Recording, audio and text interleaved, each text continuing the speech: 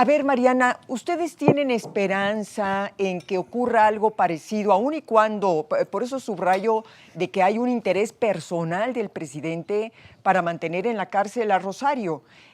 Sin embargo, ustedes tienen esperanza, tú tienes esperanza en que la Corte podría, como en el caso de Alejandra Cuevas, intervenir, tomar el caso en sus manos para hacer justicia y para deslindar, precisamente para llamar a cuentas, o simplemente para que el fiscal general de la República, y en el caso también de la Fiscalía de la Ciudad de México, que ha quedado muy mal parada, hagan justicia?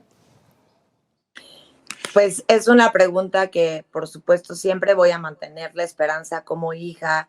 A mí me dio muchísimo gusto lo de Alejandra, aunque son dos casos muy distintos.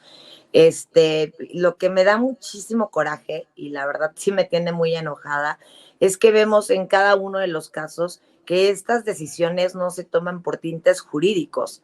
Me parece increíble que la justicia en nuestro país hoy sea por tintes políticos, en efecto, como bien lo mencionas.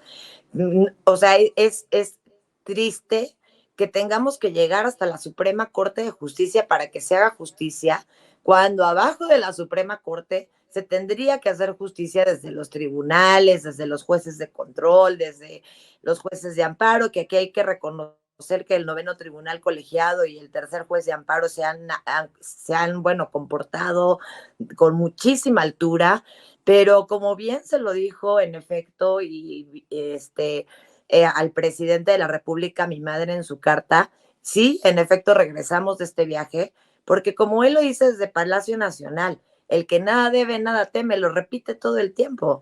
Entonces, sí tengo esperanza que ojalá ni siquiera tuviéramos que llegar hasta la Suprema Corte de Justicia, sino que se pudiera resolver, por ejemplo, desde el tribunal colegiado, desde no un tercer juez de amparo, en fin, porque me queda claro que por parte de los jueces de control, en Ganter del Villar y el que tuvimos Delgadillo Padierna, no se va a resolver absolutamente nada, porque estos cuates ni siquiera leen seguramente las resoluciones y lo único que escuchan son las instrucciones. Entonces, ayer me lo preguntaban qué opinaba que tendría que hacer este fiscal. Este fiscal, por dignidad, ya tendría, por favor, que emprender la retirada, porque lo único que ha hecho es destruir el Estado de Derecho de este país, y tiene a las y los mexicanos, no solamente es Rosario y Alejandra, lo he mencionado en muchas ocasiones, en completa indefensión. Y además aquí vemos otro punto muy interesante. Para unos testigos protegidos, los amparos sí funcionan, ¿no? Ahí sí, los amparos sí proceden, no son citados, no se les llama, en este caso y en esta carta nos referimos a uno en específico, que es Emilio Cebadúa, del cual desconocemos absolutamente en dónde está.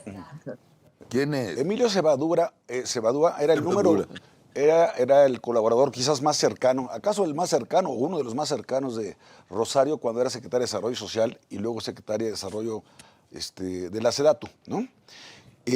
No, sí, ya no me digas más. Como oficial mayor. Ya no me digas más. Sí. Pero además con antecedentes, por decirlo menos, algo interesante, era gente muy cercana a la maestra Elbester Gordillo.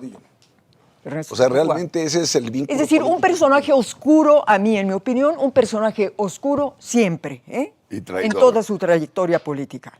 Y aquí lo que dice Mariana, con razón, a él no lo han citado una sola vez y lo tienen como, pues, con el beneficio como testigo protegido, vamos a llamarle así, pues, que se llama criterio de oportunidad ante la Fiscalía General de la República, para que entonces haga acusaciones a modo, y esas acusaciones a modo sirvan para fortalecer las acusaciones contra Rosario Robles y la supuesta justificación para que se mantenga en prisión. A ver, tú que eres abogado, porque yo no entiendo una cosa. ¿Qué se necesita para que el caso de Rosario llegaría a la Suprema Corte de Justicia, que más o menos son decentes? Es que te voy a decir lo que pasa, porque no se vayan con la finta. El caso de Alejandra Cuevas llegó a la Corte por decisión unipersonal del ministro presidente Arturo Saldívar, que atrajo el caso, que estaba en un colegiado, lo atrajo sobre pretexto de que era muy importante. Y a quien se le deben 100 días más en prisión de Alejandra Cuevas es al ministro presidente Saldívar. Ahora se las da de que ¿Por qué? gracias a que trajimos esto aquí, no se perdió en el laberinto de los juzgados y los tribunales. Pura madre. Fue bien perverso y fue a petición del fiscal el que el presidente de la Corte se llevara el caso de Alejandra Cuevas a la Corte. Estos casos no tendrían por qué llegar a la Corte. Es más, lo que Mariana nos está diciendo es que ya hubo un juez de distrito y un tribunal colegiado que otorgaron el amparo para revisar las medidas cautelares que le impusieron a Rosario. ¿Cuál es esa medida cautelar? La más importante de todas, que está en prisión justificada. Le dieron el amparo y a pesar de eso dicen, ni madres, mantenemos las medidas cautelares y se queda en prisión. Así, y voy a hacer una afirmación, así como en el caso de Laura Cuevas. Alejandra Cuevas. Es un asunto personalísimo, ¿sí?, del fiscal. En el caso de Rosario, es un asunto personalísimo del presidente de la República. Absolutamente. Por eso, pero, o sea... Usando, y eso no son jueces de control, Mariana, son jueces de consigna. Eso es lo que son. Así es. Así están Son actuando. pseudojueces, yo les digo pseudojueces, ni siquiera, y Delgadillo Padierna, ni siquiera, y me sorprende de Gánter del Villar, porque llevaba una carrera bastante impecable. Qué triste que haciendo este tipo de favores aspiren a poder, ¿no?, ir ascendiendo en el Poder Judicial. Ahora, en la carta de mi mamá hay un punto bien importante. Habla de cuando se da esta reunión del 2019, aquí es donde se orquesta toda esta maquinaria, y quiero decir algo bien importante, que se habla de esta triangulación de recursos a las universidades. Yo quiero decir que 2 años, 7 meses después, no se ha comprobado nada, pero no solo eso, sino que el Tribunal Administrativo, en muchos de estos casos,